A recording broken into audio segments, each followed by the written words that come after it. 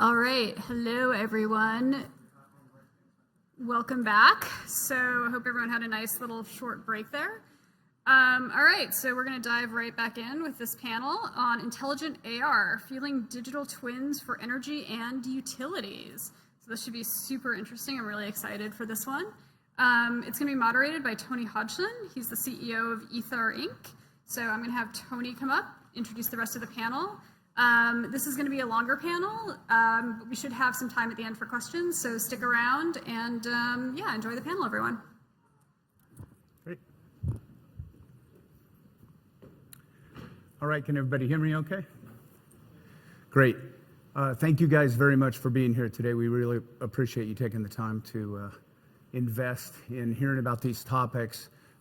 I'm Tony Hodgson, CEO of Ether Incorporated, and we're a group of engineers, scientists, and business leaders who are building an intelligent platform for enterprise-class augmented reality discovery, sharing, monetization. Today, I've got three extraordinary panelists to talk about a topic that we feel is really important. We're talking about energy and utility sector, but this concept of digital twin and augmented reality enabling digital workers applies far beyond just these two industries.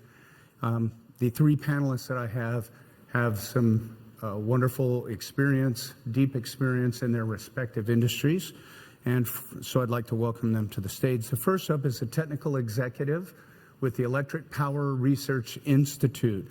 He coordinates collaboration among a posse of electric utilities and mainly focusing in the areas of how to engage digital twins, geospatial data and geospatial informatics, and how to engage semantic models in order to empower XR applications for utilities. He has 12 years of experience directly working for utilities, about 20 years of experience working as a management consultant for companies and for nonprofits, and then 7 years he was with Gartner as an analyst in the utilities and emerging technology sector. So I'd like you to welcome from Portland, Oregon, wide receiver, Randy Rhodes. Thank you, Tony. Good job. Second up, with over 30 years of experience in the energy industry, he's been both a field engineer and field worker for Schlumberger. He's been a successful startup founder. He's also worked as a director of technology for Aspen Tech, that is a process control and process monitoring software company, very large. He is currently working as a distinguished engineer and strategist for the Chevron Technology Center, or Technical Center, and he's working on ways to transform their operational technology through IoT, through digital twin, through connected worker. Welcome to the stage, Mr. Ed Moore, please. I don't know what position you're playing, Ed. Probably a line. On the line, okay. And then finally, for 16 years, the next gentleman worked for an organization, international organization called the Open Geospatial Consortium.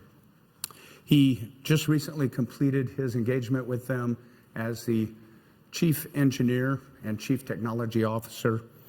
He has led multiple engineering initiatives prior to that for NASA, for General Motors, and for Hughes Aircraft.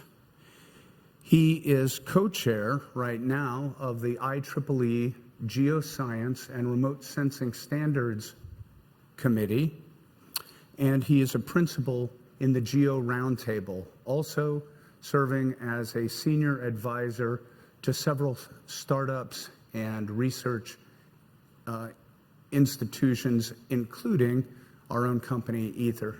I'd like you to welcome Mr. George Percival up.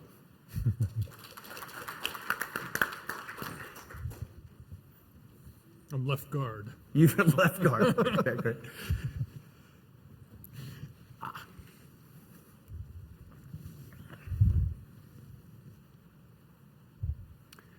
A little bit of a delay on this thing, apparently.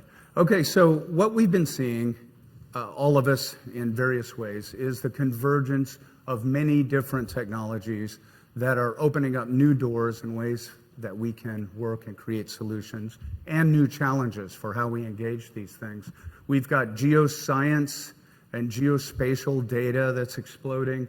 We have 5G for networking, artificial intelligence.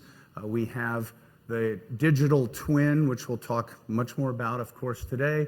The AR cloud as kind of an element of digital twin, computer vision, and all of this weaving together to enable a really ripe opportunity for XR to leverage these other technologies and enhance the capabilities that people are trying to achieve with these.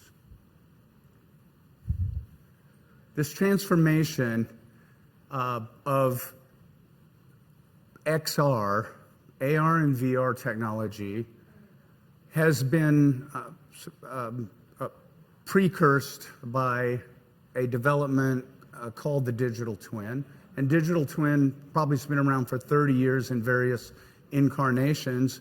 And at the earliest and simplest sort of model is just putting together a process model. So you're modeling an actual process in the real world, effectively a digital twin. CAD models just by themselves could be considered an elementary digital twin.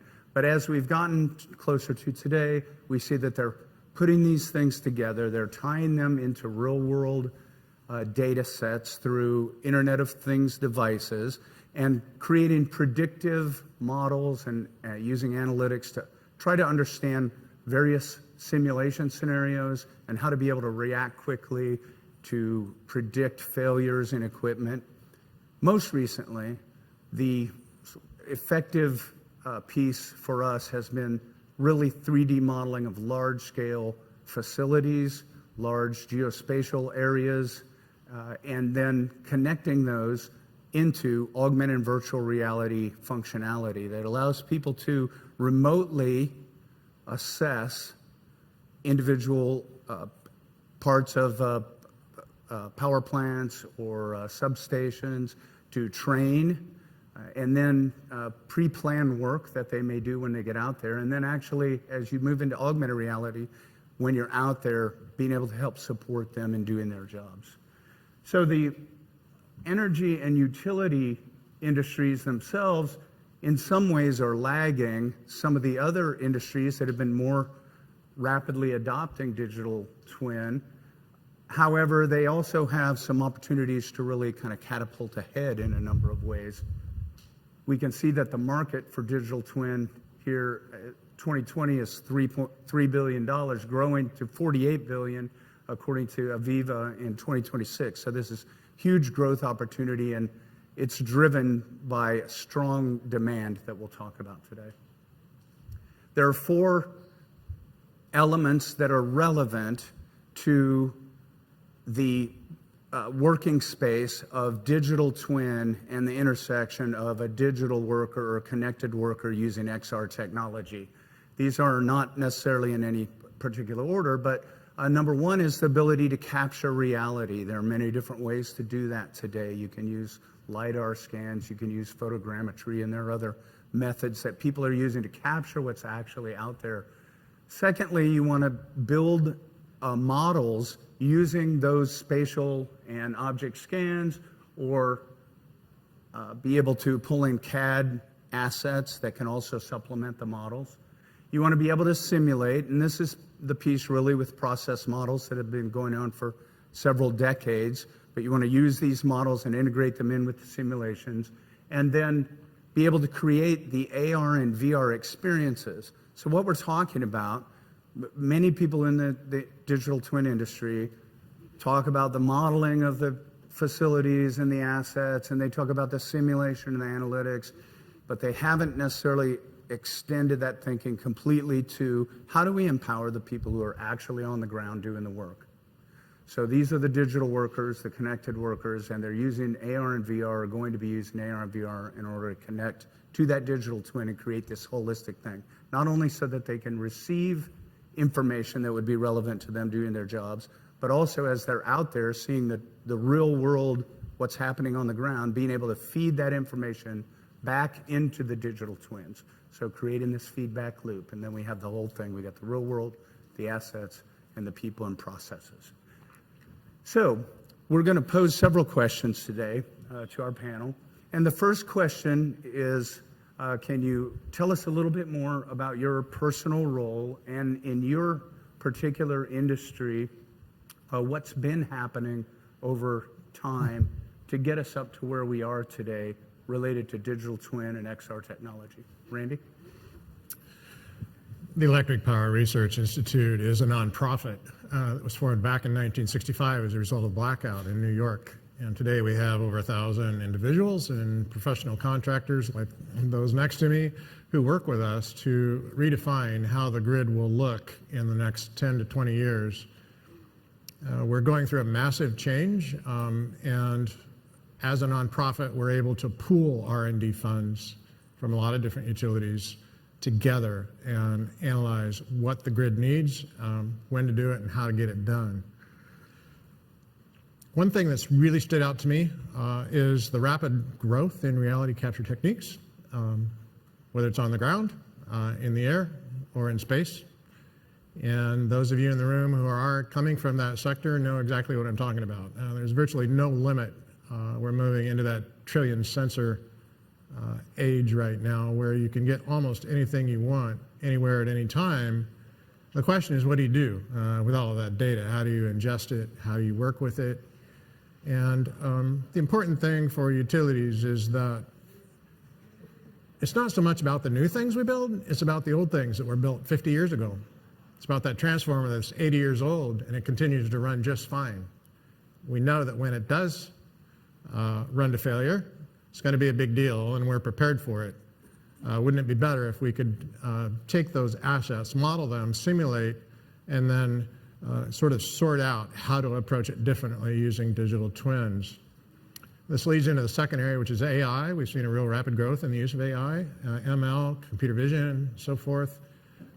One of the things that EPRI has learned is that a major role we can play in the industry is gathering data. A lot of our utilities have submitted imagery data from drones, and we use that to develop training sets for ML applications to be able to identify when a particular crack begins to form on an insulator at the top of a 200-foot tower based on the drone imagery that's been brought in. Many of their applications are using AI and computer vision, analyzing wildfire smoke patterns to determine how quickly it will develop and get close to utility facilities, for example.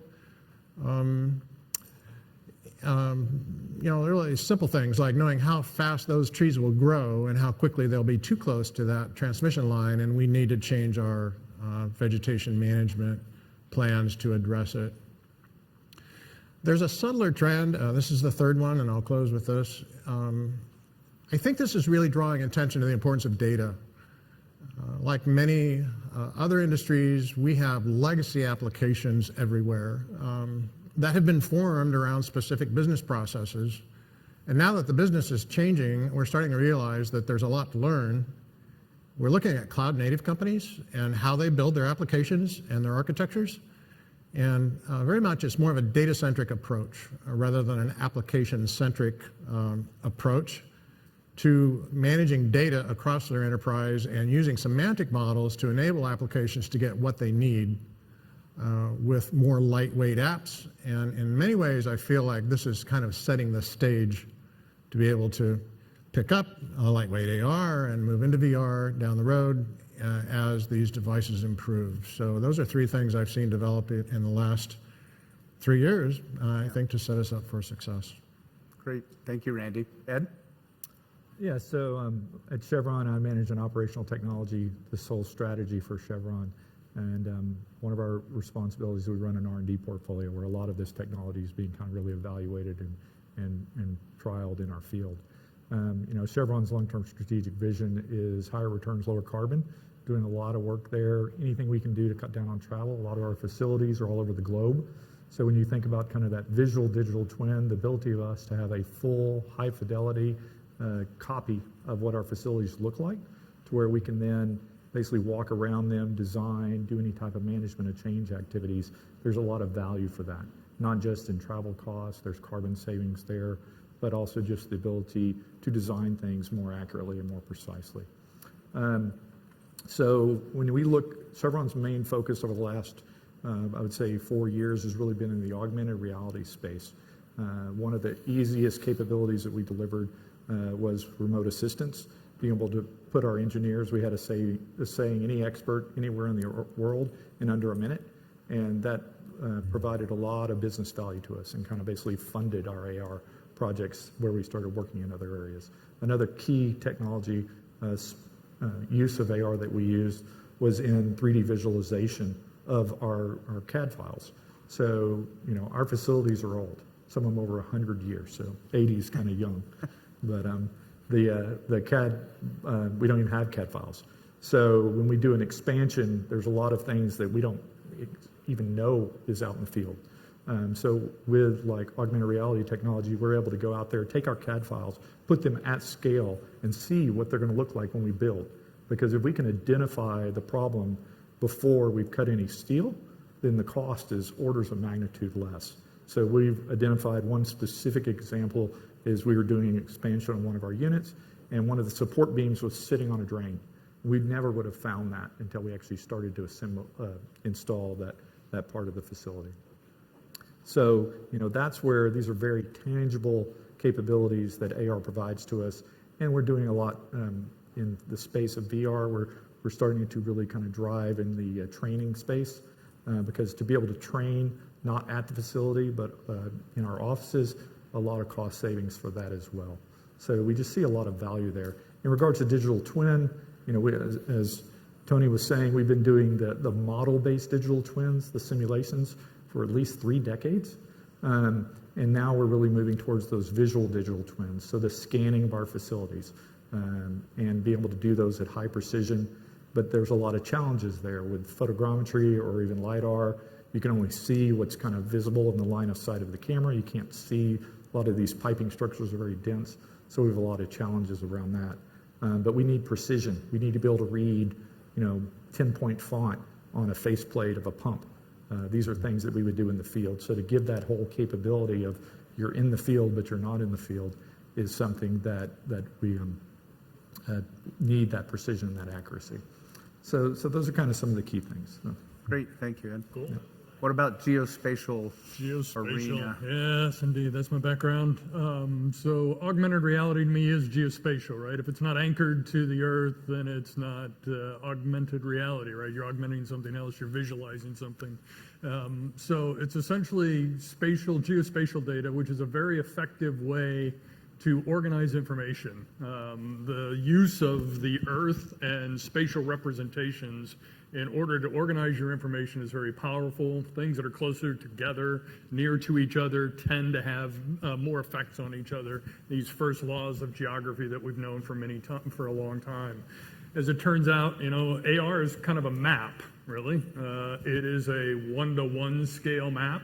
Instead of putting the features and icons and symbology on a piece of paper, you're marking up the world, right? And you're visualizing it in situ, right there where it's actually there, and adding that information. So to me, that's the first of 2 things that really brings me to this world of AR, and that is the spatial aspect. The other is this, you know, digital twins aspect, and that's certainly really come on in the last 5 years as a term. It's got a great set of terminology and the like around it, but it also built on a lot of things that have already existed for a long time, right? So cyber physical is what NIST called it for many years, the merging of your IoT measurements and the like with the information grid and be able to see sensors. We built a sensor web enablement structure decades ago now that allows any sensor to be able to be seen on the web and getting that real-time information into the digital twin. We worked on Digital Earth back around 2000. A guy named Al Gore thought we should build Digital Earth, and we were going to do that, and then he lost the election and had a different career. So Digital Earth, digital twin, really modeling the world as it is so that you can then visualize it. So those are the 2 key things, spatial and let's say digital twin. What's the best way to visualize that? It's augmented reality. It's the ability to look at that in place and help people get tasks done and the like. So they need to be able to see those symbols, those words, those features in AR in a vocabulary that's what they know and what they use. And if you do that, then the value of that and why it's proliferating, which is really kind of the basis of the question, is at least in the utility space, it's about safety and it's about efficiency. Safety of people doing operations in dangerous environments and being alerted to things, and then the efficiency aspect of being able to do your job quicker and faster. So I think we really have a great opportunity here to speak to those things. Super, super. Randy, can you give us a couple minutes on existing use cases or particular challenges or lessons learned that you're seeing that people are kind of going through right now? EPRI actually has a digital worker initiative where we have a dozen or more utilities involved. And over the last 2 or 3 years, we've identified use cases and developed some apps that are unique, the kind of thing that you really would not be able to develop if you didn't know the industry really, really well. And hitchhiking on what George said, first of all, it is about safety. It's good to remember as you go home to a warm and well-lit home that the workers who are in the field to keep you well lit and warm are in danger every day. And that's one of the differences in the vertical that I work in, is that we have a deep appreciation for the fact that someone can lose their life in a millisecond if they come too close to an energized conductor, or if maybe equipment operates because it hasn't been de-energized properly.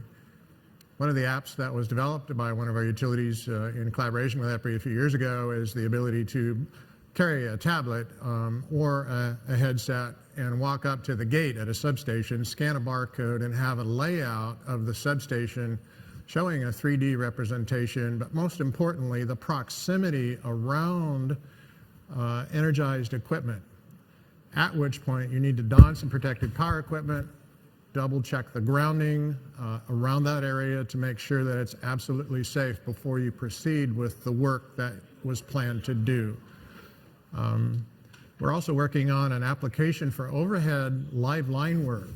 One of the most dangerous types of work that we do with an electric utility, where you're 100 or 200 feet up off the ground and you're working your way up through a pretty complex structure. So the way that the app works is to overlay a cylinder around the energized conductors that fluctuates based on not just the voltage, but the current going through the line, the humidity at the time. All of these things affect what we call minimum approach distance. If you go past the minimum approach distance, there's a good chance that there'll be an arc flash, and that's the end of that. So one of the unique union relation challenges is that there has to be an observer on the ground. So this is a 2-part AR app that requires a lot of collaboration and very, very careful steps as you go through this process. And like a lot of other AR apps, utility executives demand basically that this be absolutely a safety improvement and an efficiency improvement before they're allowed to go out in the field. And that does present a challenge if you're in the R&D space. And sometimes it takes longer than we like, but that's a couple of examples of what we're working on. Great, thank you, Randy. How about in the energy industry? Yeah, so I spoke to some of them, but I mean, some of the other areas that we're trying to do quite a bit of work on is, now that we have these digital twins, how do you view those? How do you use those on a day-to-day basis? So I think the mining industry's done a really good job of kind of showing kind of their mining operations and showing all the people and equipment moving around. We're working towards kind of providing that same capability, that tabletop view. And that's really for management to kind of see the data and understand where all the people are. It can also be used in any type of emergency situations where you need to know where all the people are in the facility during muster activities. So there's a huge opportunity there just from a need to visualize data in 3 dimensions, because you need to know where people and things are in real time. One of the challenges with that is getting the data for all those people. So you have technical challenges of just what's the right positioning technology. Our facilities are very heavy equipment. I mean, lots of metal. Metal's very bad for GPS, and it's also very bad for Wi-Fi, lots of signal reflection. So, we've looked at ultra-wideband technologies to be very precise. I think what we're going to long-term look for is really kind of basically the same type of tracking and image positioning that some of the VR or the AR technologies use to basically know where all the equipment is and position you basically in the millimeter level precision. We don't need that for a lot of our cases, but as we start moving into kind of the augmented work procedures, to where we're guiding our people in the field what to do next, so we're trying to use the term just-in-time training. Lots of opportunity for that. We've done that in several of our business units, and just kind of working through that. So you can take the kind of the VR training where you're in an office working through those steps, but a lot of the times those procedures might get executed once a year. And so having those step-by-step instructions with you when you're in the field that can sit there and walk you through that, there's a lot of value in that. But the technology is advanced now to where with hand tracking and other things like that, we can start telling the people when they're doing something wrong. So we might be going to a valve and say, you need to turn this, 30 degrees clockwise, and they turn it 60 degrees counterclockwise. So we can detect that precision. And so providing them guidance, nope, turn it back, keep going, yep, okay, there. And provide that level of precision with a lot of the image tracking, which is all AI driven at this point. You spoke to the kind of the GIS data, being able to visualize GIS in the real world. So we have a very significant use case there of being able to see our underground pipelines. The problem with there is data. Our data is off. The GIS system is off by 10 feet. And so they don't trust the data. So they will go, okay, it's supposed to be here, and then they use basic magnetometers and other instrumentation to actually detect where the pipe is. But those are some of the things we have to deal with. It's not the positioning of the device, it's the actual data in the GIS system is incorrect. So those are a lot of the use cases that we see.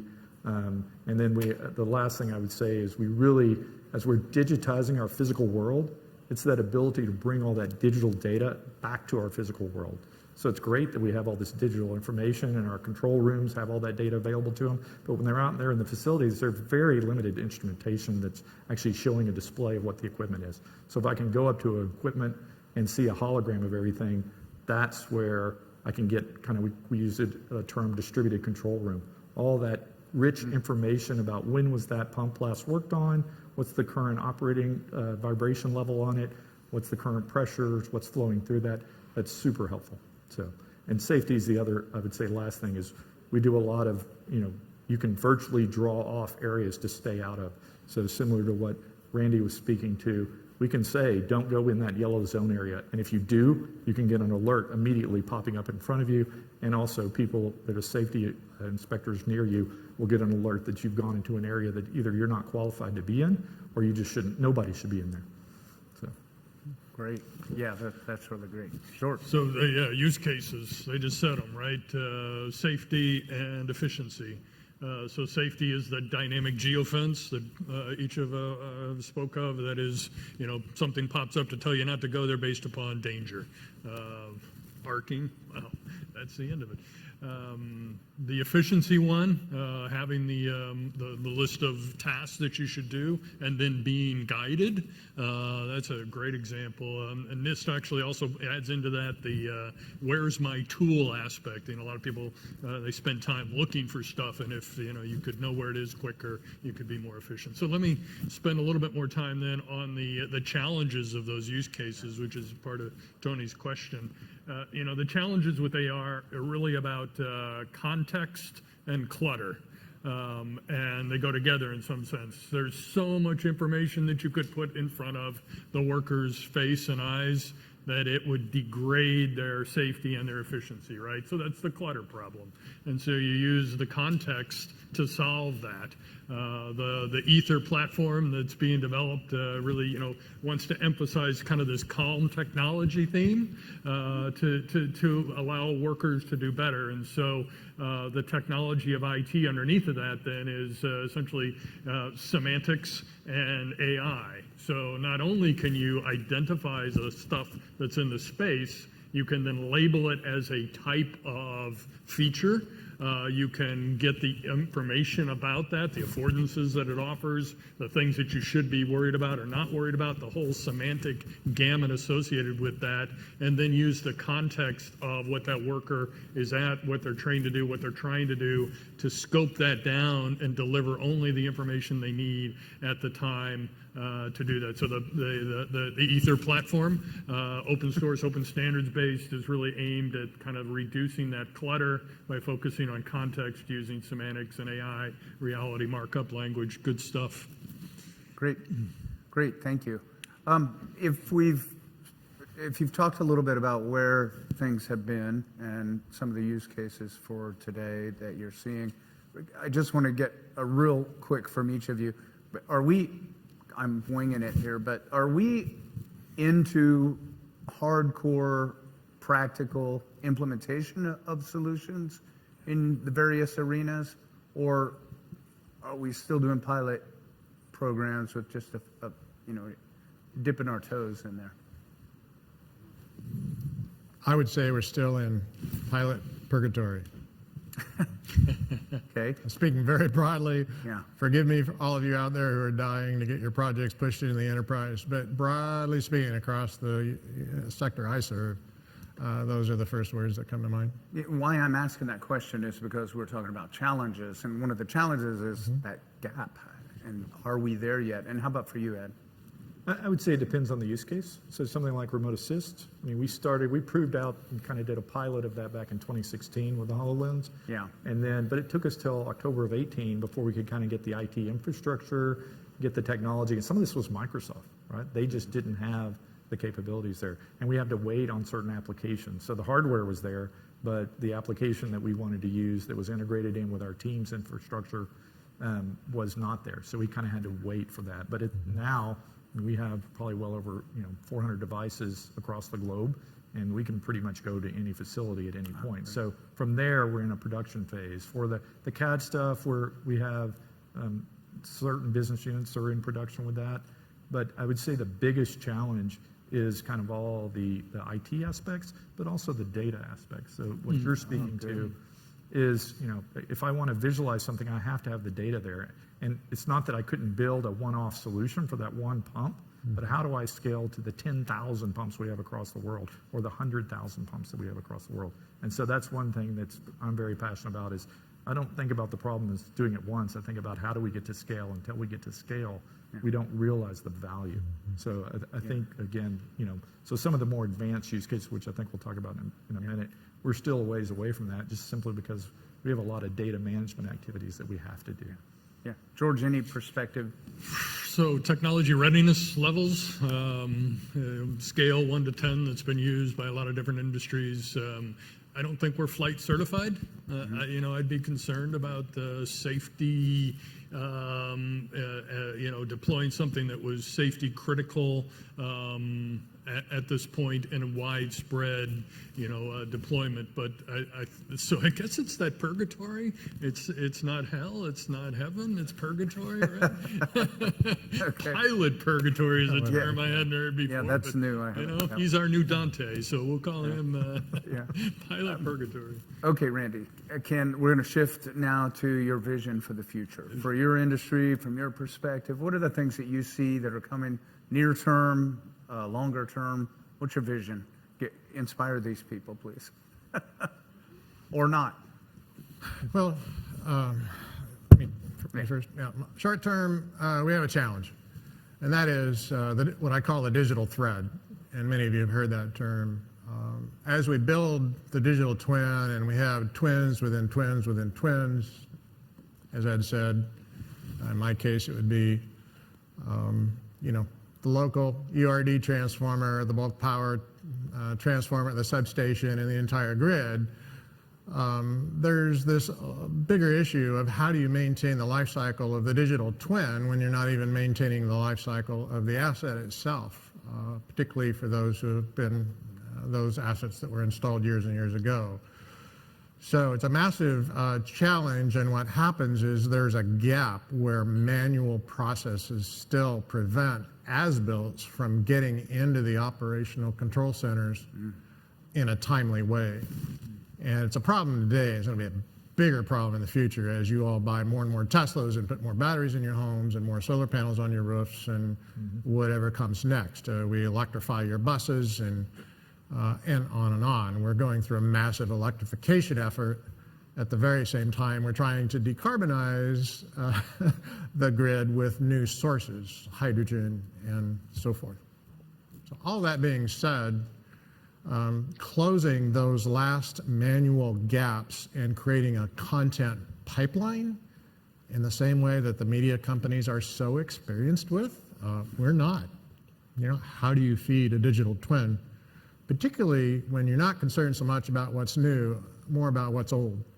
And so knowing how to develop sort of a minimal viable envelope of data for those most common and most similar assets and scale it across our system and maintain a persistent version of that metaverse and scale it down to a miniverse to a larger grid view in order to do large-scale simulations is a really challenging thing. And Google has an X project aimed at a moonshot at virtualizing the entire grid, developing this. The National Grid Energy System Operator just announced a project where they're doing the same thing for all of the UK. Being able to assemble all of these into a digital twin so that they can do what? So that they can simulate the kinds of black swan events that left so many people without heat, for example, in Texas at the polar vortex event that they had. So part of what inspires me long term is that the work that we're doing today to put these building blocks in place and to make this scalable will allow us to address the events we haven't yet imagined. Because those events are coming at us now. The wildfires, extreme weather events, and it's affecting the way that we plan, design, operate the grid practically on a week-to-week basis now. So a lot of moving parts here. I do think that what we're doing plays a critical role for the future. Yeah, great. Ed? Yeah, I mean, so, as we move into the future, I mean, our ultimate vision is that, in the OT space, we're trying to automate as much as we can and ultimately move to full autonomy. So it's kind of the Tesla for our facilities.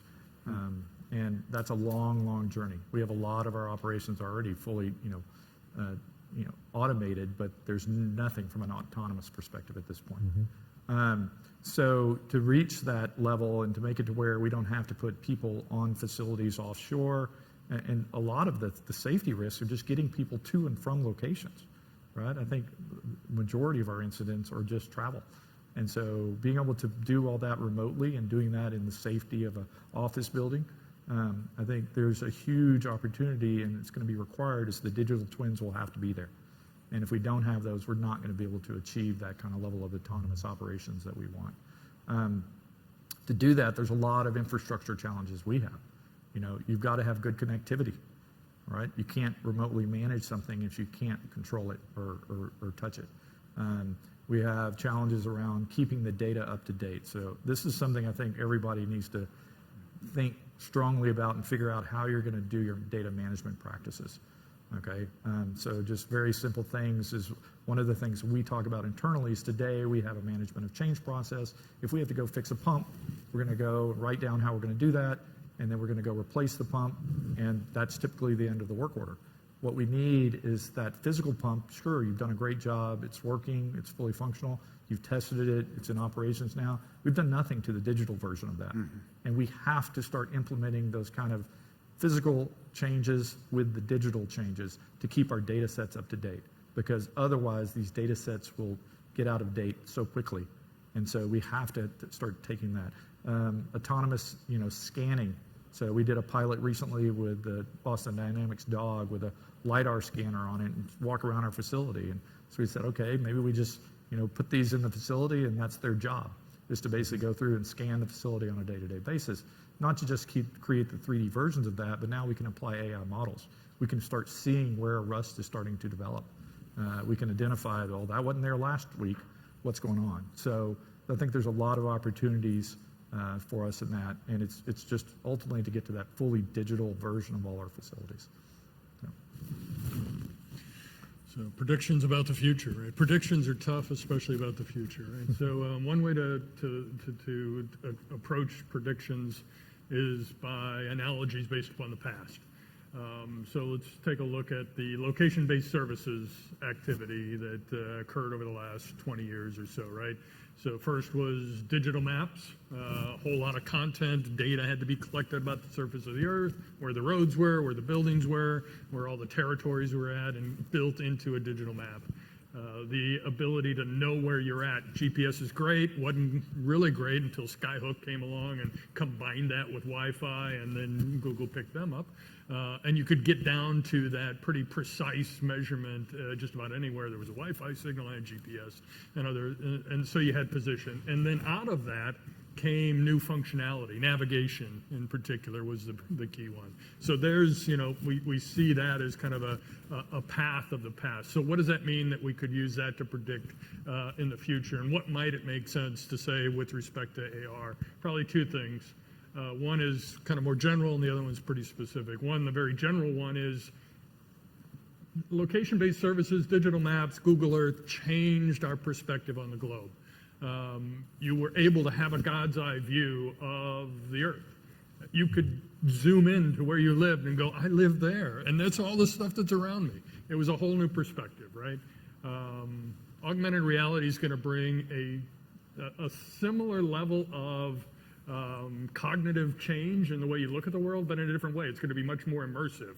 It's going to be by standing in this room and knowing that, 10 weeks ago, somebody over in that corner gave a speech that changed the world, a historical event or something like that. So that immersion of AR into the way we view the world is going to be transformative. So that's kind of the general thing that you could take away from that analogy. The more specific one then is the emergent functionality. We've got that infrastructure, you got those capabilities, you got precise location. What happens? What new innovative things come out about that? Yelp, restaurants, locations, tell me what's around me that I want to go eat at right now that's open. Give me up-to-date navigation capabilities that as I'm driving down the road, I throw away all my AAA triptychs, right? All those kinds of things. So, all of that changed with what was in our hands in cell phones. So what does that mean with respect to AR, and I guess really with respect to the utilities and energy things that we're talking about here? Again, safety and efficiency. I really do believe we're going to have flight-ready, flight-certified software for people to do dangerous operations in the field, in the plant, and trust it. To have people that are, what was the term you used for their pre-planning on the back of a truck, a gate Tailboard. So in the morning when they're getting ready to go out and repair the wireline services, no, that's a different term. The power lines. They get together and they talk about how they're going to do that. If they trust their AR device, the folks that are in the field to do that, you've made it. If we can have efficiencies in plants, like you spoke of, that actually allow people to change things based upon real-time estimates, they're being fed into them based upon measurements going on, having high precision, ultra-wideband, and the gauges that tell you the pressure and the like. That's going to be the emergent functionality that comes out of that is going to be transformative. Yeah. Mm-hmm. Very great. Very great. Well, let's move now to a question and answer session. Got a microphone down here. Yes, question over here. Thank you. Thank you for this talk. Very, very helpful. I come from defense and aerospace. Our tailboard is something we call like a Pretask Readiness. And so our idea is to pull in data from the factory and, how prepared are they? How prepared is the work order ready? Are there liens against it? Do you have all the tooling? Do you have the people? To accomplish that, we're going to need to connect our many disparate systems, right? You got the CAD data, you got like your data management system, your manufacturer execution system. I'm assuming you probably have similar disparate systems over the years. You've cobbled together the tools. My question is, do you believe that the solution lies in your company's building the connections, the interface that brings all these disparate systems together? Are you hopeful for the future that some big company will have all of these elements under one roof and do that all very well. I haven't seen that yet, you know, so I just, that comment on that, I don't see us achieving the digital thread unless we have a good, you know, agile, flexible solution for that integration in the middle. I'll jump at it first. Yeah. Yeah, we only have one system. No, I wish. I think that's a super important point, which is when you look at all that system integration, you're never going to have one company that rules it all. It just doesn't exist. Yeah. Right? And they might own a specific part of your business, right? So maybe your manufacturing execution system, but they're not going to run the control system, right? I mean, some of these control systems are tied to the hardware, right? I got to buy that from Honeywell, right? Or Yokogawa or somebody else. So that concept of, is there going to be one company that comes and solves this problem? No. On the infrastructure side of that, so when we look at kind of the computing infrastructure, we are kind of bought into the whole Microsoft cloud. And other people are probably bought into the Amazon cloud, right? The ability to be cloud independent, I think, is somewhat of a dream. So we think that computing infrastructure will lead to that long-term data integration. And those are some of the problems we're working quite actively on right now. So I do think it'll be the companies, at least the larger companies, that will have to do their own integration. It's just going to be an activity that we're not going to be able to get away from. Smaller companies probably will buy those, and they probably won't have as fully integrated a system. So, but there's still needs we need from, like Azure, in our case. There's a lot of stuff they still have to do and deliver that we are actively asking for. Yeah, go ahead, Josh.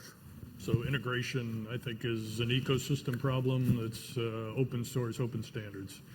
My background on that, you know, it's, you know, one of the NASA systems I built was 60 COTS products were supposed to be put together to build this petabyte archive back in the 90s. And these COTS products from all these different vendors weren't designed to be put together. And my conclusion from that is we don't have any interchangeability, we don't have any interoperability. And so the definition of those interfaces and the standards through an open ecosystem process is where eventually we get to. The path to that requires you to take a bit of an abstraction. There's no problem that a software engineer doesn't look at and say it couldn't be solved by another level of abstraction, right? Sometimes that's a problem. But it tends to be if you can find the common elements at an abstract level and then over time migrate to a common solution, which then becomes an open standard is, in my opinion, the key to that integration problem that's been shown many times. So yeah. One more word. Yeah. So I'll just add that I do believe that for the power grid, unfortunately, this has been a problem that we had to solve a couple of decades ago. And so we have a canonical model called the IEC approved standard called the Common Information Model. So that is used by independent system operators who are the highest level of governance across regional grids here in the US and in Europe and around the world for exchanging the models that allow us to run those on day ahead, week ahead, month ahead simulations. What we've done is extend that model right on down into the backyard distribution network that serves your homes, and we will be handling models not only upwards but downwards out to aggregators. For example, Tesla just made an announcement recently that they're entering the market in Texas where they're aggregating all of the capabilities of the Powerwall systems, the batteries on the walls of the garages throughout Texas to be able to address grid problems when they come up. So as third-party players come into the market, we need to have semantic model-based exchanges all the way out. It's that capability that's actually going to make interoperability possible down the road. Yeah. Pretty good. I think we have time yeah. for one more question. Maybe two. All right. Since there haven't been any female voices in this room for a hot second, thank you. Appreciate that. So first of all, thanks for sharing your insights. I specialize in mining and oil and gas, so I understand all of the issues that you guys are bringing to the table. Question for you guys, because we're speaking about augmented reality and the ways in which it can really stimulate operational excellence, keep people safe, all the things we've talked about. From an IEEE perspective, in terms of the Learning Technology Standards Committee, we were able to successfully produce a standard in 2020 called the Augmented Reality Learning Experience Model, whereby we can actually take an operational trigger and signal that a human being in proximity or running a particular operational process is in need of a particular asset, whether that be a schematic or a video or remote operation support or anything like that, which is really exciting in the sense that it opens us up to be able to actually identify the areas where there's significant operational risk, and actually look for those triggers so that we can get the right assistance to people at the right time through heads-up displays. Question for you all, how are you thinking about that with regards to the traditional risk matrices that we have in our organizations and the ways in which that can inform what we're doing from a digital transformation and specifically augmented reality perspective? Yes. I'm no expert in this space, but our organization does have an entire research program on health and safety, and a whole group of PhDs who are dedicated to the biometric challenges that are associated with digitalizing the workers in the field and monitoring all of their heart rate, all of those things, and doing the kinds of really precise detection that George mentioned earlier. So I do appreciate what you brought up. I'll take that back, and that could be really useful. Familiar with the standard that you referenced. It's one of many that need to be part of the ecosystem of augmented reality. The challenge, of course, then is when do you put that training manual in front of the worker, right? And that's part based on context. This person's been trained last week. They probably already know everything. Maybe it's a smaller thing that says, oh, remember that? And the other one is, you're not trained here. Stop. Read this before you go on. And knowing that context and that difference is key to the systems and the platforms that we need to have the semantics behind them to make those choices. It's a tough problem. Yeah, and just to build on, we obviously do a tremendous amount of work here from, we have patches that detect how the hydration level of people. We monitor our drivers to make sure they're not like dozing off as they're driving and do things to impact them. One of the challenges you have in this area, though, is the whole personal data problem, right?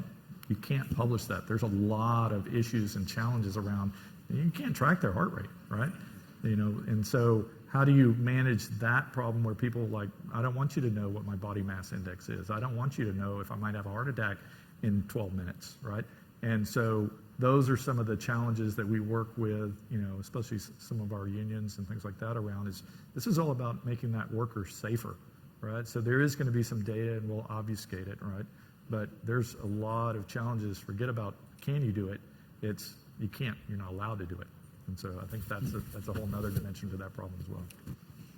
Very good. Thank you guys very much. So we've got about 3 more minutes left. I'm going to hit it real quickly here. We want to leave you with something that will apparently we're going to leave you with. Okay. So there are several different resources that you can look into and organizations that you can look into to get some more information on this. The first one is the AR for Enterprise Alliance, the area. Really important organization focused on specifically this enterprise arena. A second one is the Open Geospatial Consortium. A ton of wonderful, really smart people working together globally to create standards to utilize and access and integrate geospatial data into all of the type of solutions that we're talking about. The Digital Twin Consortium, DTC, a really important organization that's come up reasonably recently in the past few years to focus on digital twin and how you can create interoperable models. The Industrial IoT Consortium is the third one, the IIC, another great one working in the manufacturing space and heavy industry space. So there are those. But I want to pass it off to you guys, 30 seconds each, of what you'd like to leave these guys with that they could benefit from. What do you want them to take away? Yes, if you're not in my world, you might be wondering, what does it matter? Rightly so. You may be a consultant, you may be a software developer, don't know what your day-to-day life looks like. One thought I had was you might just take your social media of choice and begin to follow your local utility, the folks that keep your lights on. Build some relationships, interact with them, particularly as you go through an abnormal situation, an outage, for example, or a really severe storm, and you see some of the pictures. And you might just find someone inside that organization who would really, really appreciate what you can bring to the table. Even a briefing on AWE could be invaluable. Great. Thank you, Randy. Yeah, I would say, really kind of three things. One is, we really haven't talked about it up here, is cybersecurity of these solutions, especially as we distribute and we want to actually do control. That needs to be first and foremost. We spend a tremendous amount of time on that, and there's the whole quantum threat that's coming here in about another 4 to 7 years that can invalidate a lot of the security models we have today. And a lot of our equipment goes out and sits there for a decade or longer. So I would say absolutely think about that. Think about the data management and the data modeling aspect of this. And lastly, involve your IT organizations as early as possible so they don't become a barrier and they actually help you. Yeah. Great, Ed. Thank you. And George? Cool. Well, obviously, I think you can sense the excitement that we have with respect to the topic and the way we've addressed it. For me, the one real opportunity amongst all of them is as these models begin to talk to each other, it's another interoperability issue, the ability for dynamic models to be able to speak to each other and understand each other. Is going to be transformative in terms of what it can predict and anticipate. And I think that's a good thing if we harness that and apply it to, if you will, safety and efficiency. Great, great. Well, thank you very much for attending the talk, and thank you to the panelists. Appreciate it.